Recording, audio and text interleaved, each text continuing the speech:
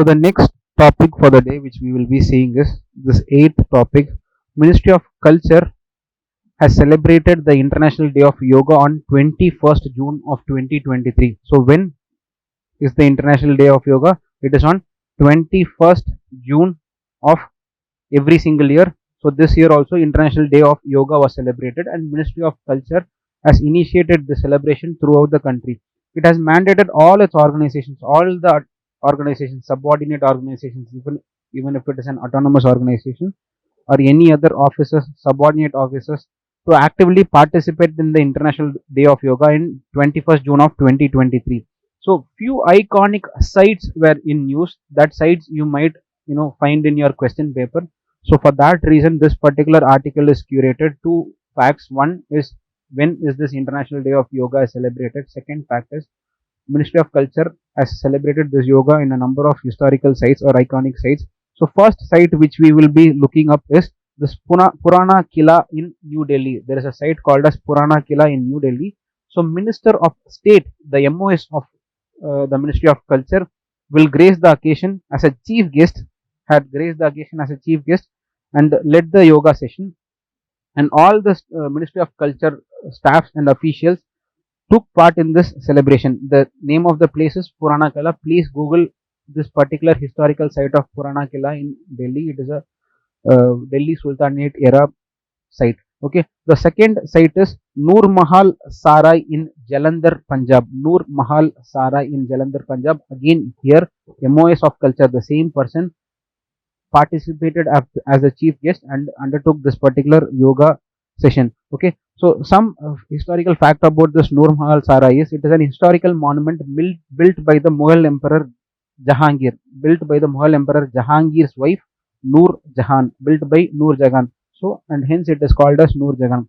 So for few of you who doesn't know, Jahangir is a Mughal ruler. Jahangir is a Mughal ruler who ruled India in the medieval era. Mughal period is from 1526 to 1857, in which there are a number of greater Mughals such as Babur, followed by your Humayun,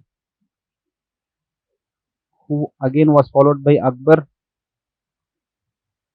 who again was followed by Jahangir from approximately the period between 1608 to 1627. 1608 to 1627, and this particular uh, historical site called as Noor Mahal Sarai in Jalandhar, Punjab was built in the year 1816. The reason for building this is it was a resting place for travelers and pilgrims on the Grand Trunk Road. The name of the road is GT Road or Grand Trunk Road. So it was a resting place for travelers and pilgrims. Ruler for Mughal ruler is Shah Jahan, who will be seeing right now. The last greater Mughal ruler is your Aurangzeb, who ruled your India. Okay, and Aurangzeb died in the year of 1707. With that, your greater Mughals comes to an end. So second site which we saw, or second iconic site, first site is Purana Killa, Delhi. Second site is Noor Mahal Sarai, which is in Jalandhar, Punjab state of India. Third site we all know, Taj Mahal, Agra, Uttar Pradesh, the Indian state of Uttar Pradesh. Here, Archaeological Survey of India conducted the special yoga session at the Taj Mahal. Please get to know that Taj Mahal is also an UNESCO World Heritage Site. So UNESCO lists a number of sites in different categories. Please get to know how many UNESCO sites are there in different category. A, cultural sites, how many in numbers? Historical or heritage sites, how many in number? And C, both category. There are a few sites in both category also. So please get to know the number of sites and what are all the sites in these particular category. The fourth site, iconic site which we are going to see, is also one of the UNESCO World Heritage Sites. Again, Archaeological Survey of India was the organization which again conducted yoga session in the Konark Sun Temple, which is located in Odisha.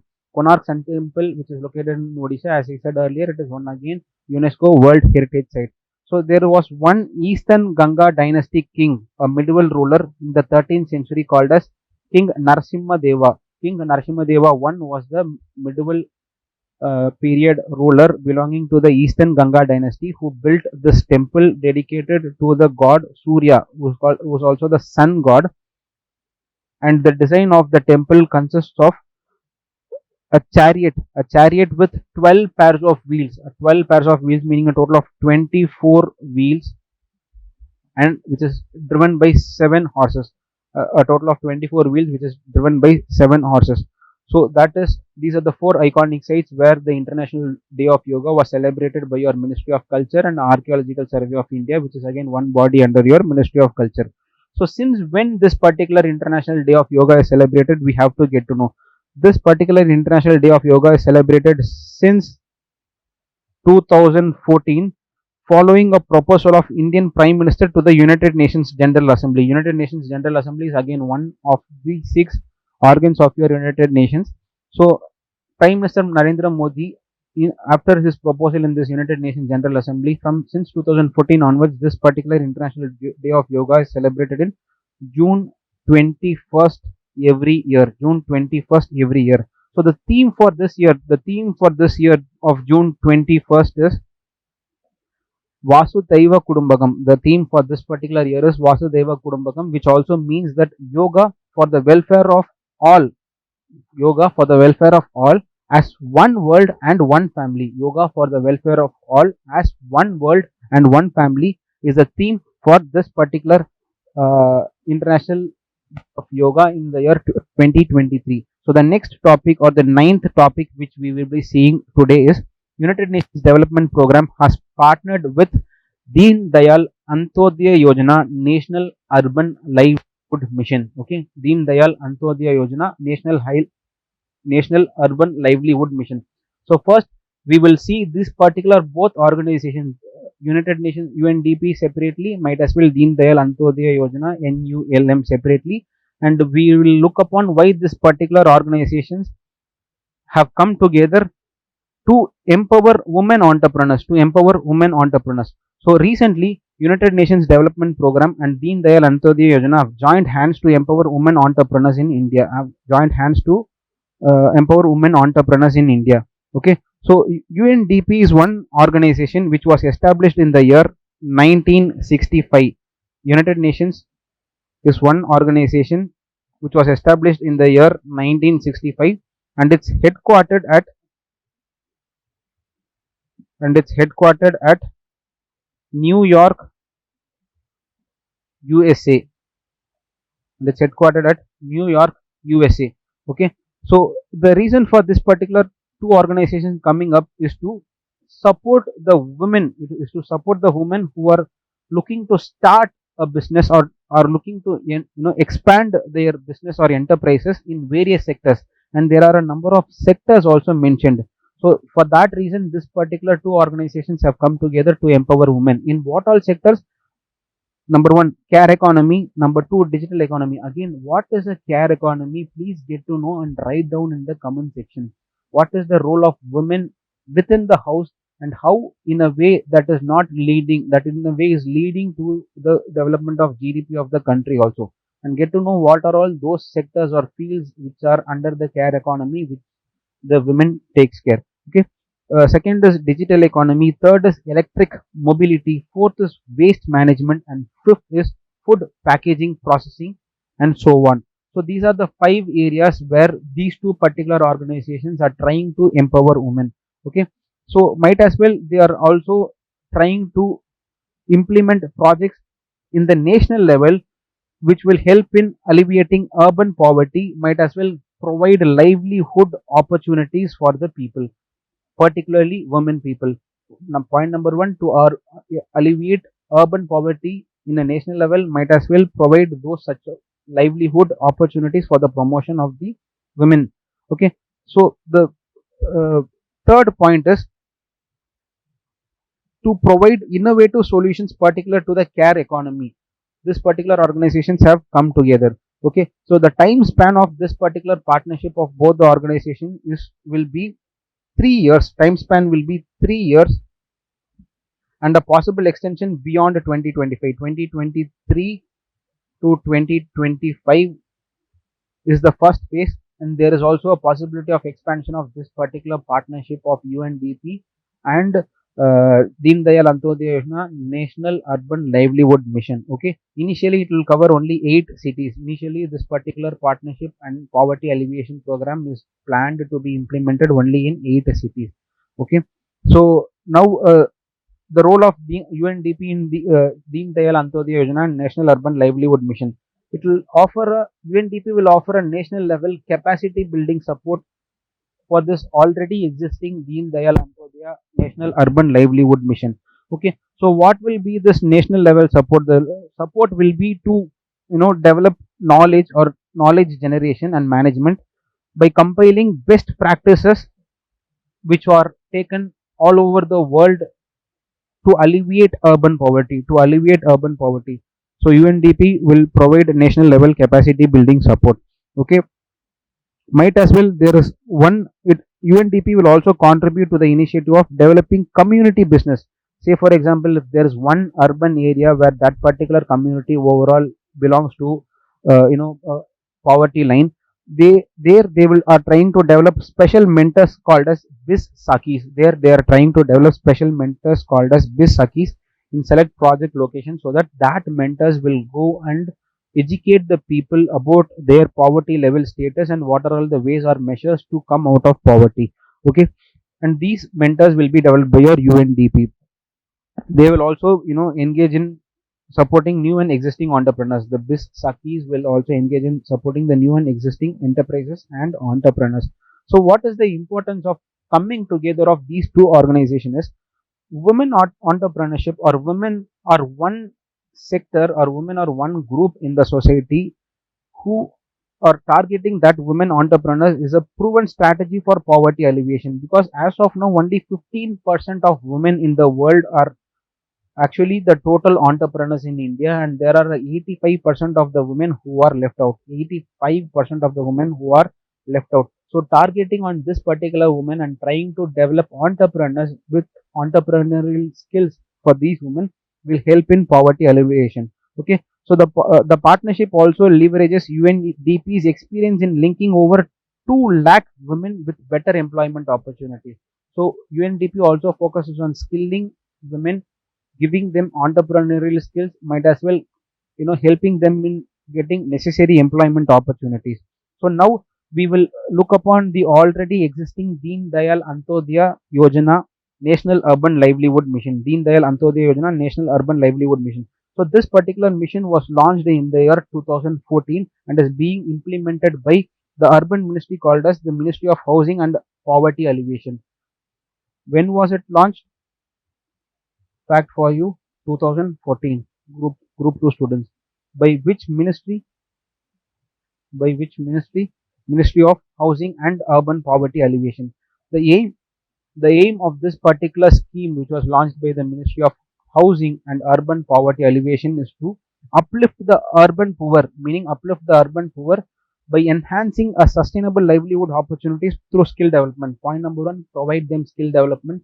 With that skill development, make sure they get their necessary employment opportunities. And after getting that necessary employment opportunities, make sure that they have a better standard of living or livelihood. Okay, so it is a centrally sponsored scheme. I told you what is a central sector scheme, where 100% of funding comes from the central government only. So this is a centrally sponsored scheme where the funding shall be shared by the center and the state in the ratio of 75:25, and for northeastern states it will be the ratio of 90:10. Okay, so as of now there is some success of already existing Deen Dayal Antyodaya Yojana National Urban Livelihood Mission. Please go through this particular statistics which is provided in your material. So the next topic, or the 10th topic for the day, which we will be seeing is Indian Army has formed something called as Bharat Mala all over the borders of our country, completely circling our country. On the International Day of Yoga, Indian Army has formed a Bharat Mala commemorating the 9th International Yoga Day. So commemorating the 9th International Yoga Day, I told you first Yoga Day was celebrated since the year 2014 after the proposal of Narendra Modi, Indian Prime Minister Narendra Modi in United Nations General Assembly. So the ninth Yoga Day was celebrated by Indian Army by forming a Bharat Mala. So the army formed a Bharat Mala by conducting yoga all along the borders in north, south, east, and west. So in northern frontier, in the northern frontier at a place called as in the eastern frontier at a place called as Dong in Arunachal Pradesh was a place where this particular Bharat Mala was conducted, and this particular Dong has a special characteristics of the being the place where the sun will fall in India for the first time. That is the place where for the first time sun will fall, and it will later rise upon in the rest of India. And also the western part was the sand dunes of Longiwala. Longiwala is a place located in near Rajasthan, is the westernmost part. There also again where there was an fierce historical battle fought between India and Pakistan in 1971. There also again Bharat Mala was made. And in the Siachen glaciers, in the northern Siachen glaciers, under the southern area and the southern tip of Kanyakumari, in all these regions, Bharat Mala was made by your Indian Army on the day of June 21, commemorating the 9th anniversary of the International Yoga Day. So there are few leaderships which you have to know. The General Army, the Chief of the Army Staff Manoj Pandey, played a pivot role in promoting yoga by participating in that yoga activity which happened in Delhi cantonment. So there is the separate office called as Chief of Defence Staff, and under him Army, Navy, Air Force, and all these forces have a separate chief of Army Staff, Chief of Navy Staff, and Chief of Air Force Staff. So the Chief of Army Staff Manoj Pandey participated in this particular Yoga Day event in Delhi cantonment. Okay, with that news, our 10th article comes to an end. So the next topic which we will be seeing, or the 11th topic which we will be seeing, is this new acceleration ecosystem called as Indus X. Indus stands for India and USA, meaning India and US X is a new defense acceleration ecosystem which was recently launched by two countries, both India and USA, in Washington DC in United States. Okay, so what is this Index X? What is this Index X is the question which is arising in your mind, and that is what we are trying to answer here. So it is a collaborative initiative between India and the US defense sector. So two countries, defense sector, two different bodies came together, signed an agreement, and came up with this particular grouping called as Index X, which has a sole objective of joint manufacturing, co-design of defense equipments, infrastructure development, might also joint development of defense sector related weapons. Okay, so Intersex is a collaborative initiative between India and US in the defense sector, which was launched in June 21, 2023, in this very same year, for which this particular organization is very important, and it is a very recent current affairs. So two particular bodies came together to launch this particular initiative. One is this particular body called as IDEX.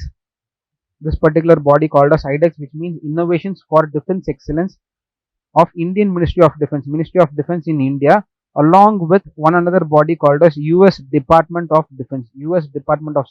So these two bodies came together to strengthen the ties and foster collaboration to develop deep technology innovations. So what is this deep technology innovations? Please write down in comment section what are these deep technologies. Okay, might also collaborating in space sector and artificial intelligence sector. So for all these collaborations, joint technological development, co-design and co-development, these two bodies have come together. IDEX from India side and US Department of Defense from the US side. So two particular agreements was signed on the occasion of June 21. One such agreement is the agreement on security of supply, and the second agreement is the agreement on reciprocal defense procurement. Security of supply and reciprocal defense agreement. See, US and India are two countries which have bipartisan relationship. So when I say bipartisan relationship, what does it mean?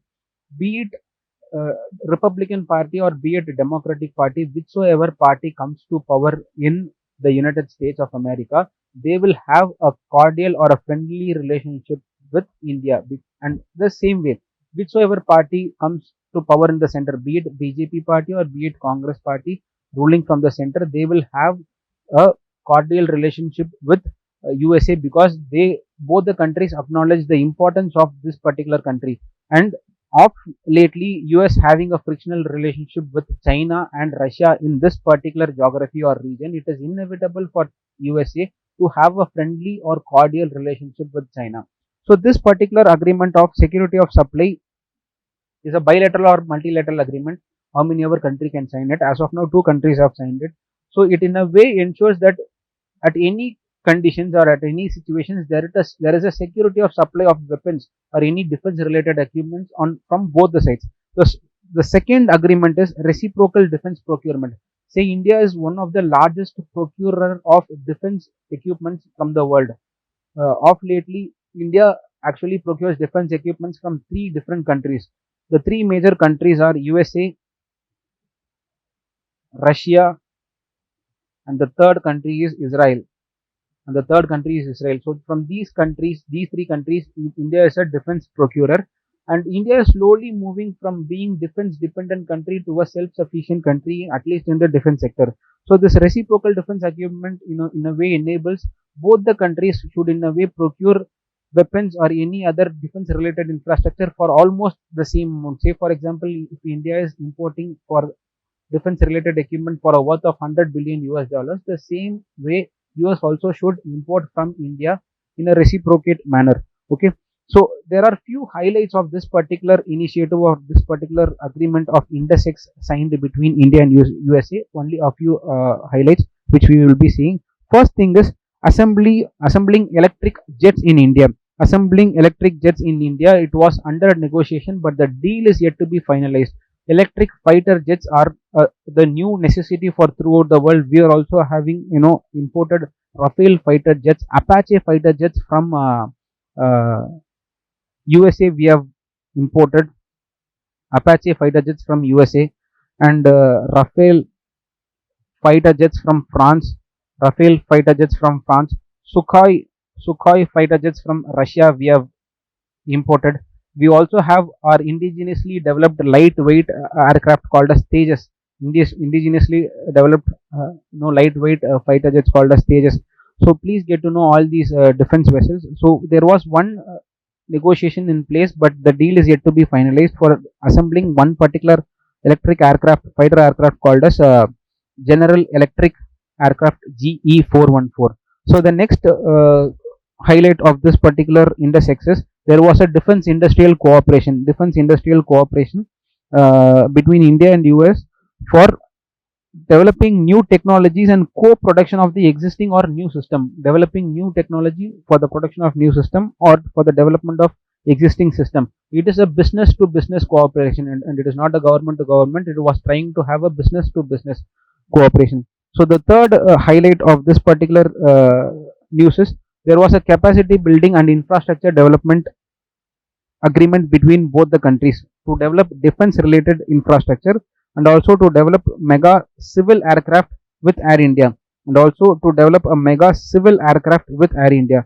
So the fourth highlight of this particular defense related agreement between both the countries, they jointly wanted to develop and defense acceleration ecosystem by developing cutting edge technology operation between US and Indian companies. By developing cutting edge technology between US and Indian companies. Okay, so with that, our 11th article comes to an end, and we will get to the next article or the 12th article for the day, which is the President of India has actually awarded the National Florence Nightingale Awards for the year 2022 and 2023. So you have to know what is this National Florence Nightingale Awards. These awards are actually given to those women nurses who are working in the defense forces, say for example Army, Navy, and Air Force, and this particular award is given. And who gives this award is also one another fact you have to know is it is the President of India, Madam Draupadi, Madam Draupadi Murmu. So two people have actually got this award. Two sisters have actually got this award. Please get to know the names of the sister alone. First person is Major General Smita Devarani. Major General Smita Devarani, who is an ADG, Additional Director General of Ministry of who is an ADG of Military Nursing Service. Military Nursing Service. She is the one who, who got the prize for the year 2022, and the second person to get the prize is her own sister, Brigadier of Military Nursing Service, Brigadier Amita Devarani. Brigadier Amita Devarani is the second person to get this particular award. Who is working in Headquarters Southern Command in New Delhi. Who is working in Headquarters Southern Command in New Delhi. So a total of 30 nurses was awarded this particular award of National Florence Nightingale Award. So this particular sisters are from Kotwar district of Uttarakhand. Please get to know it is a fact. Kotwar district of Uttarakhand, and this particular award is instituted by one ministry. So that another fact you have to keep in mind. So this particular fact was awarded by the Ministry of Health and Family Welfare since the year 1973. Since the year 1973, the Union Ministry of Health and Family Welfare is giving this award. Who gives this award? From Madam President of India Draupadi Murmu. Which body, which ministry gives it? Ministry of Health and Family Welfare. Recently, two sisters have got this award, and data about two of these sisters is given. Please go through in your document provided. So the next article, or the 13th article which we will be seeing for today, is Johar rice. Johar is one variety of rice which is present in Assam state of India. So this particular Johar rice has got GI tag. So a few facts about Johar rice we will be seeing today. So Johar rice is a variety of rice grown in India, notable for its aroma and taste. Known for its aroma, the texture and its taste. The rice has its roots in Indian state of Assam and in the Garo Hills regions of Meghalaya. In the Garo Hills regions of Meghalaya, this particular rice variety is grown. It is rich in antioxidants, flavonoids, and phenolics. This particular rice is rich in antioxidants, flavonoids, and phenolics. So recently, the scientists at the Indian Institute of Advanced Study and Science and Technology explored the properties of this particular aromatic rice called as Johar rice. The nutritional properties of this particular rice called as Johar rice. So please get to know this particular rice is grown in the Kharif season of every year, and there are different varieties in this particular Johar rice. So the next fact you need to know is the varieties of this Johar rice. So the different varieties of this Johar rice are Kola Joha and Ketki Joha, Bokul Joha, and Kunkuni Joha. So these are the four different varieties of this particular Johar rice which is grown in the Assam state of India. And as I told earlier, they have this antioxidant and flavonoid properties. Antioxidant are those properties which is needed for your body in the case of anti-inflammation. If there is no sufficient oxygen, this particular rice is having the property of being an antioxidant. Okay, so recently this particular Johar rice has got the GI tag. Okay, so this Johar rice, after a study by this body called as IASST, Institute of Advanced Study in Science and Technology, they have found out that this particular rice has two unsaturated fatty acids of omega 3 and omega 6. This omega 3 fatty acid is also called as linolenic, and omega 6 fatty acid is also called as linolenic. So unsaturated fatty acid, if you have seen your cooking oil advertisement, it will show you saying that it has omega 3 fatty acids.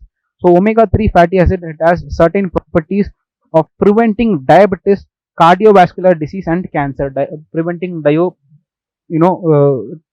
cases of diabetes, cardiovascular disease, and cancer, because it is unsaturated and it has all the way of coming out of the body again. If a saturated fatty acid goes, say for example, if a cooking oil is reused again and again, meaning it will become an hydrogenated oil. When the oil has become hydrogenated, then it will become a saturated oil. The fatty acids present in the oil will become saturated, and once when it gets into the body, it gets accumulated in the vital organs of the body. Say for example, it accumulates slowly into your heart, and in a way it results in cardio block, in the heart block or heart attack. Okay, so the next fact about diabetes is a chronic disease that occurs when pancreas is one such organ which secretes insulin, and when pancreas is not secreting sufficient amount of insulin, or when the body is not ready to take up insulin in the sufficient quantity, then it results into a condition called as